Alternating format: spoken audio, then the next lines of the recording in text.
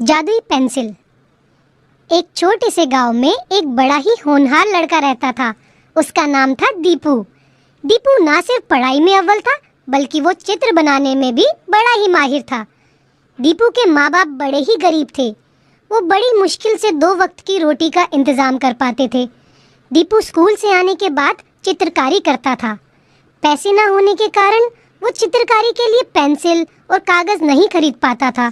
वो लकड़ी से जमीन और रेत पर एक एक चित्र बनाता था। कभी वो फल बनाता था तो कभी फूल। कई बार तो वो इतनी सुंदर आकृतियां बनाता था कि देखने वाले दंग रह जाते थे। दीपू हमेशा सोचता था, काश मेरे पास एक पेंसिल और कुछ कागज होते तो मैं और सुंदर चित्रकारी बनाता और मेरे उन चित्रों को घर की दीवार पे सजाता। तभी वहाँ एक बूढ़े साधु प्रकट हुए और दीपू से बोले, दीपू बेटे, तुम बहुत ही होनहार और नेक दिल हो। इसी वजह से मैं तुम्हें एक पेंसिल देना चाहता हूँ। सच? ये सुनकर दीपू बड़ा खुश हुआ। किंतु ध्यान रहे, इस पेंसिल का उपयोग सिर्फ गरीब लोगों के हित के लिए ही करना बेटे, ठीक है? जी साधु महाराज, मैं आपकी बात का ध्यान रखूंगा। तो बच्चों, इस कहानी से हमें साधु महाराज वहाँ से गायब हो गए। दीपू ने पास के पड़े एक कागज पर एक डायरी बनाई। देखते ही देखते वो एक असली डायरी बन गई। ये देखकर दीपू को बड़ी हैरानी हुई। उसने वो डायरी खोली और उसके एक पन्ने पे आम बनाया। फिर क्या था, वो एक असली का आम बन गया। ये देखकर दीपू बड़ा खुश हुआ और बोला, अरे वाह, ये तो जादुई पेंसिल है। और साधु महाराज, मैं आपका बड़ा ही शुक्रगुजार हूँ। फिर दीपू ने उससे अपने लिए कई सारी चीजें बनाई। केक, कपड़े, जूते और पुस्तकें। वो उस पेंसिल को लेकर घर गया और अपने गरीब माँ बाप के लिए भी खूब सारे कपड़े, भोजन और जरूरत के लिए सभी सामान बनाए। उसके बाद वो सकुशल अपने गांव में गया और गरीबों को उनकी जरूरत के सामान बनाकर देने लगा। किसी को लकड़ी की गाड़ी तो किसी को घर।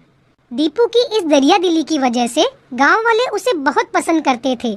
एक दिन राजा के सिपाहियों को दीपू की जादुई पेंसिल के बारे में पता चला और उन्होंने राजा को ये बात बता दी।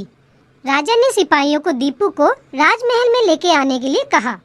जब दीपू राजमहल पहुंचा तो राजा ने दीपू से कहा, सुनो लड़के, यहाँ आओ।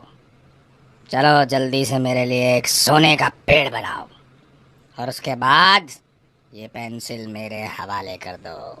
नहीं महाराज, आप गरीब नहीं हैं। आपके पास खूब सारा धन, जवाहरात और सभी साधन है। मैं इस पेंसिल से सिर्फ गरीबों की सहायता करता हूँ, आपकी नहीं।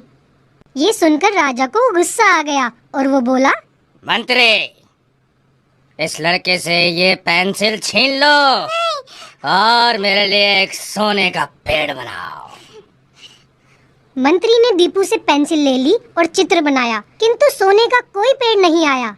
ये देखकर राजा बहुत क्रोधित हो गया और बोला, सुनो लड़के, अगर तुमने मेरे लिए सोने का पेड़ नहीं बनाया तो मैं तुम्हें और तुम्हारे माँ बाप को कारागार में डाल दूंगा। राजा की ये बात से दीपू डर गया और उसे एक उपाय सूझा। उसने एक कागज पे जल्दी से साधु महाराज का चित्र बना दिया। अचानक साधु महाराज प्रकट हो गए और बोले, हे राजन, सच कहूँ तो आपके पास दुनिया का हर सुख है, किंतु आपका लालच फिर भी खत्म नहीं हुआ है। ये बात पेंसिल को पता चल गई थी और इसी कारण पेंसिल ने असली सोने का पेड़ बनाने में आपकी कोई मदद नहीं की। आप इस बात को समझने का प्रयास करें और दीपू से ये पेंसिल ना छीनें। दीपू को इसका प्रयोग करके गरीबों की मदद करने दें। अगर किसी दिन आपको पेंसिल की सच में ज़रूरत पड़ी तो दीपू अवश्य आपकी सहायता करेगा। राजा को साधु की बात समझ आ गई थी। उसने साधु महाराज से माफी मांगी और दीपू का आदर सत्कार करके उसे घर वापस भेज दिया। तो बच्चों, इस कहानी से हमें क्या शिक्षा मिलती है कि हमें लालच नहीं करना चाहिए, हमेशा गरीबों की मदद करनी चाहिए।